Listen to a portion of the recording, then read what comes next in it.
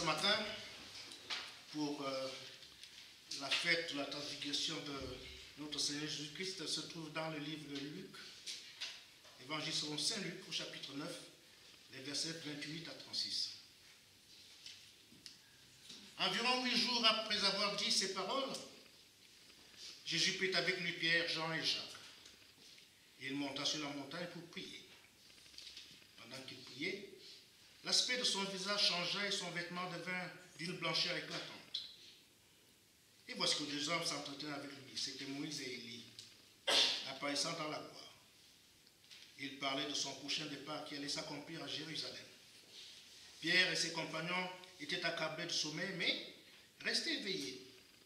Ils virent la gloire de Jésus et les deux hommes qui étaient avec lui. Au moment où ces hommes se séparaient, Pierre lui dit, « Maître, il est bon que nous soyons ici. Faisons 3 abris, un pour toi, un pour Moïse et un pour Élie. » Ils ne savaient pas ce qu'il disait. Il parlait encore quand une nuée vint les couvrir. Les disciples furent saisis de frayeur en les voyant disparaître dans la nuit. Et de la nuit sortit une voix qui dit, « Celui-ci est mon fils bien-aimé, écoutez-le. » Quand la voix se fit entendre, Jésus se retrouva seul. Les disciples gardèrent le silence. À cette époque-là, ils ne racontèrent rien à personne de ce qu'ils avaient vu. Que la grâce et la paix de notre Seigneur Jésus-Christ, l'amour de Dieu le Père et la communion du Saint-Esprit soient avec vous tous. Amen.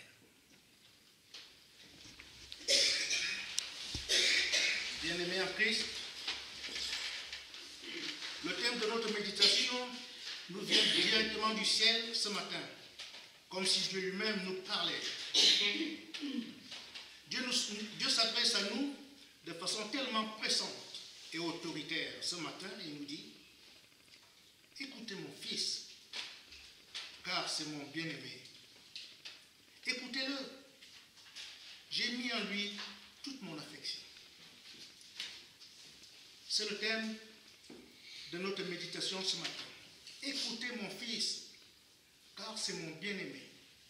Écoutez-le, j'ai mis en lui toute mon affection. Bien-aimés, 3 disciples vont assister à un événement à la fois grandiose et mystérieuse. 3 seulement ont été triés. Seulement 3 et pas un de plus. Il s'agit de Pierre, de Jacques et de Jean. Alors pourquoi ces 3-là? Ce n'est pas un hasard. C'est parce que ce sont les plus solides, car l'événement auquel ils vont assister sera impressionnant. Et même eux, lorsqu'ils entendront la voix du Père céleste, seront effrayés. De plus, Jésus veut que le secret ne sorte pas entre ces 3 personnes, qu'il garde le secret, de peur que, quand le divulguant, il précipite son arrestation. Il est plus facile de garder un secret à 3 personnes qu'entre 12.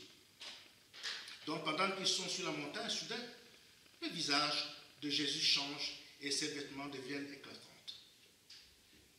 Ces vêtements deviennent éclatants comme le soleil bien-aimé en Christ. Ceci n'est qu'une comparaison car la gloire du Christ est beaucoup plus qu'une éclatante lumière. Il s'agit ici de l'éclat de sa divinité qui est faite de pureté, de sainteté, de puissance et de majesté. Alors ces qualités sont si parfaites et intenses lorsqu'elles apparaissent dans tout leur éclat, que l'homme pécheur ne peut les supporter. Dieu a dit à Moïse, « Personne ne peut me voir et survivre. » Alors pourquoi cette vision éclatante? D'abord, pour montrer aux disciples, d'une manière particulière, que le Fils de l'homme est aussi le Fils de Dieu. Et les disciples avaient besoin de le savoir dans la perspective de ce qui devait se produire. Que l'homme de Nazareth, qu'ils côtoyaient tous les jours, était aussi vrai Dieu, créateur du ciel et de la terre. Qu'il était aussi le créateur visible et invisible, qu'il était le Dieu éternel, plein de grandeur et de majesté. Dieu était homme aux côtés des autres, avec toutes les faiblesses et les infimités de l'humanité, excepté le péché qu'il n'a jamais connu. Comme tout le monde, Jésus avait faim, il avait froid, il priait, il pleurait. Dans la rue et dans la vie de tous les jours, il était comme monsieur tout le monde. D'ailleurs, le prophète précise qu'il n'avait rien pour attirer les regards et que son aspect n'avait rien d'attachant. Mais au moment propice, il fallait que les disciples puissent voir un reflet de l'éclat de sa majesté et de sa gloire. Non seulement à travers ses œuvres, à travers son enseignement et ses miracles, mais aussi à travers sa propre personne. N'oublions pas que, au temps de Jésus et encore aujourd'hui, il existe des faux messies au point que Jean-Baptiste s'est posé lui-même la question et a demandé à Jésus, « Es-tu le Messie qui doit venir? Ou devons-nous en attendre un autre ?» Et Jésus lui donna pour seule réponse les manifestations miraculeuses de son ministère et le témoignage de la bonne nouvelle. De plus, les disciples avaient besoin de cette vision éclatante pour une autre raison. Le Christ n'est pas seulement un scandale parce qu'il est vrai homme, mais le vrai scandale va surgir dans quelque temps, lorsqu'il sera traité pour un moins que rien et qu'il subira le châtiment qui est réservé aux malfaiteurs. À ce moment-là, il se produira dans leur cœur un terrible choc. Jésus leur donna alors, au moment de sa transfiguration éclatante, un avant-goût de sa victoire, pour que cette vision les aide à les soutenir durant la tragédie de la passion. Car quel traumatisme, chers amis, et quel contraste à ce moment-là. Nous nous sommes avertis de la suite par le récit des évangiles. Mais eux, à cette époque, ne savaient pas ce qui allait arriver. Nous on le sait aujourd'hui parce que nous avons l'évangile. Alors, bien aimés en Christ, nous aussi, notre foi est faite de chocs. Elle est faite de contrastes et de scandales entre ce que nous entendons dans les évangiles et que nous vivons tous les jours jusqu'au moment des épreuves et des tentations. Nous avons du mal à nous croire bénis et protégés lorsque nous sommes éprouvés et que nous voyons la misère de ce monde et fragile de notre foi.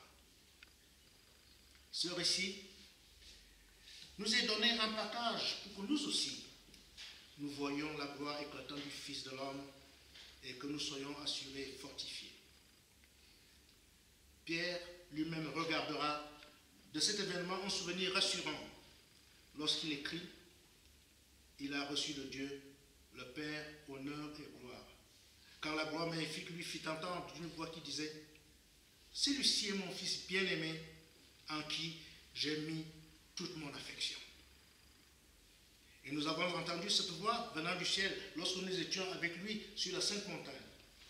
Et nous tenons pour d'autant plus certaine la parole prophétique, à laquelle vous faites bien de prêter attention, comme une lampe qui brille dans un lieu obscur, jusqu'à ce que le jour vienne apparaître et que l'étoile du matin se lève dans vos cœurs. Chers amis, il faut que les disciples soient très certains que l'homme Jésus est vraiment le Seigneur, qu'il est vraiment le Seigneur de gloire qui va au-devant d'une grande bataille pour le salut de l'humanité. La voix qui nous parle aujourd'hui du ciel nous dit la même chose. Elle nous dit pareillement, écoutez, fils, car il est vrai Dieu, de vrai Dieu. Il est là pour triompher de tous vos ennemis. Et il faut qu'il soit vrai Dieu, de vrai Dieu, pour nous secourir. Il faut qu'il soit vrai Dieu, de vrai Dieu, pour être digne de toute confiance. Écoutons dans la voix du Père Céleste lorsqu'il nous ordonne « Celui-ci est mon élu, en qui j'ai mis toute mon affection. Écoutez-le. » Alors, chers frères et sœurs, Que signifient ces paroles? J'ai mis en lui toute mon affection. Cela veut dire, si vous voulez sonder mon cœur, si vous voulez découvrir l'amour suprême et en tirer des consolations infinies et des émotions fortes, si vous voulez découvrir pourquoi il est possible que je vous aime malgré vos péchés, et si vous voulez savoir de quel amour je suis capable pour vous sauver, si vous voulez tirer de moi un bonheur toujours immense et un salut plus solide et plus certain que tout au monde, vous ne devez pas le chercher au ciel où je suis inaccessible, ni dans vos pensées où il n'y a que doute, ténèbres, mensonges et révolte. Vous ne devez pas le chercher dans la loi de Moïse, et il n'y a que condamnation ni auprès de quelques autres saints de l'Église qui ne peuvent rien pour vous. Mais vous devez par contre chercher la somme de mon amour à mon Fils bien-aimé et vous attacher à lui de tout votre cœur. Dieu a tant aimé le monde qu'il est allé jusqu'à donner son Fils et l'a livré à la mort pour nous. Et Jésus lui-même dira, le Père m'aime parce que je donne ma vie. N'oubliez pas qu'il y a entre le Père et le Fils un accord parfait, car tout ce que le Père veut, le Fils le veut pareil. Le Père aime le Fils parce que le Fils va rendre possible et véritable la réconciliation de la créature déchue avec son Créateur. En effet, pendant cette vision éclatante, Jésus apparaît avec à ses côtés Moïse et Élie. Et par Jérémie ou Samuel, parce que Moïse et Élie sont parmi tous les prophètes les figures les plus marquantes de l'histoire de l'Ancien Testament. Leur ministère a été marqué par beaucoup de prodiges et de signes. Tous les deux ont été des témoins fidèles du Dieu de l'Alliance. Tous deux ont été des prophètes de choc pour garder Israël dans la foi véritable. Tous deux ont annoncé le Christ à venir et tous deux ont été mystérieusement enlevés au ciel. Et maintenant, ils apparaissent à côté de Jésus comme dès le début de son amour rédempteur. L'évangéliste Luc affirme et précise que Moïse et Élie s'entretenaient avec Jésus de son prochain départ de Jérusalem. Les deux parlent des souffrances de sa mort et de sa résurrection. En effet, chers amis, le sacrifice du Christ est le point culminant de toute son œuvre. Il est au cœur de notre salut et doit être au cœur de notre foi. Il constitue l'événement le plus important de notre foi et de toute l'Écriture. Jésus ne veut pas être seulement admiré pour l'éclat de sa gloire céleste. Il veut être écouté comme l'agneau de Dieu qui ôte le péché du monde. Et c'est en l'écoutant qu'on découvre combien il nous a aimés. Alors, bien-aimés en Christ, aujourd'hui encore, tant de gens dans la chrétienté qui ne savent rien de l'amour du Christ ou qui ont une idée fausse ou tronquée. Et cela est vrai de tous ceux qui pensent que les œuvres et mérites de l'homme contribuent à rendre possible l'amour du Christ. Comme si Christ ne nous avait pas aimés parfaitement. Alors, tout ceci est faux. Tout cela amoindrit et tue l'amour du Fils et du Père. Alors, un conseil. Retenez ceci. Personne, je dis bien personne, ni au ciel, ni sur la terre, ni parmi les anges, ni dans une autre évangile ne pourra jamais nous aimer comme le Fils nous a aimés. Personne non plus ne peut grandir, ni se perfectionner par ses mérites et sa volonté, l'amour que le Fils et le Père nous ont témoigné. Car nous sommes tous comme des impurs, et toute notre justice est comme un vêtement souillé. Alors par nature, nous ne sommes pas capables de faire grandir l'amour du Fils. Nous sommes plutôt portés tous les jours à le diminuer et à le retenir par nos doutes, par nos méditations tièdes et nos réflexions étroites et minables. Son obéissance parfaite est sa peine. C'est lui qui, de riche qu'il était, s'est fait pauvre pour que sa pauvreté nous enrichisse.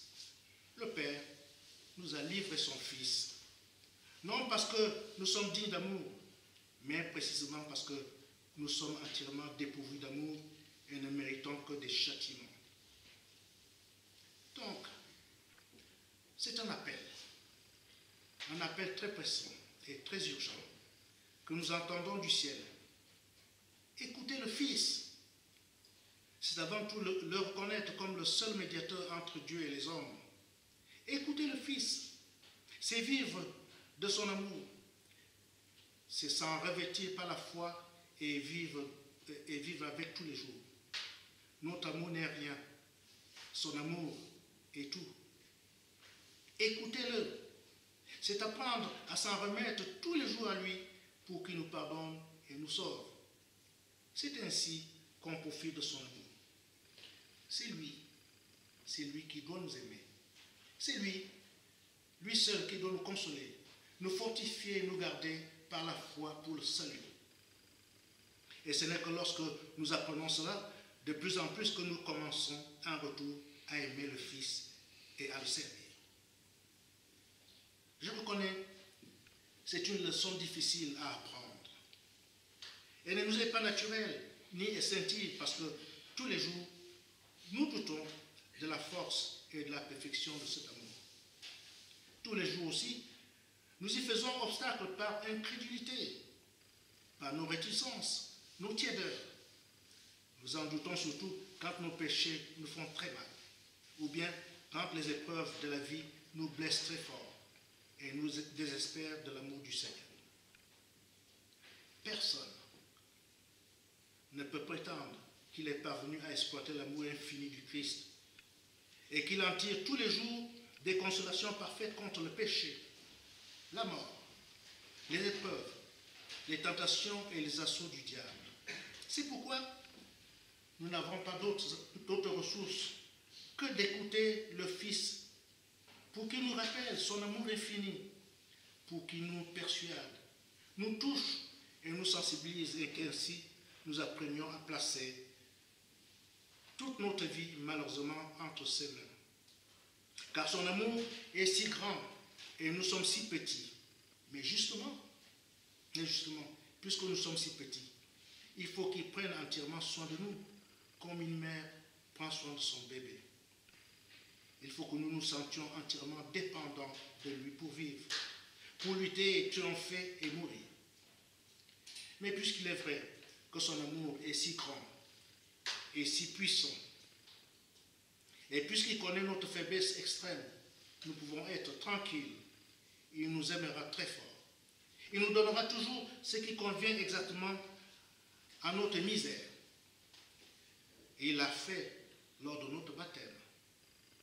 Il le fait dans la scène où il vient à nous, par son corps et son sang, pour nous garantir son amour et sa grâce.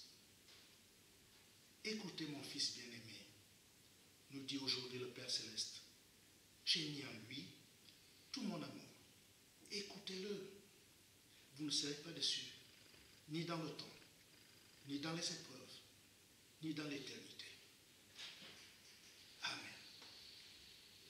Et que la paix de Dieu, celle qui surpasse toute intelligence, garde vos cœurs et vos esprits en Jésus-Christ pour la vie éternelle.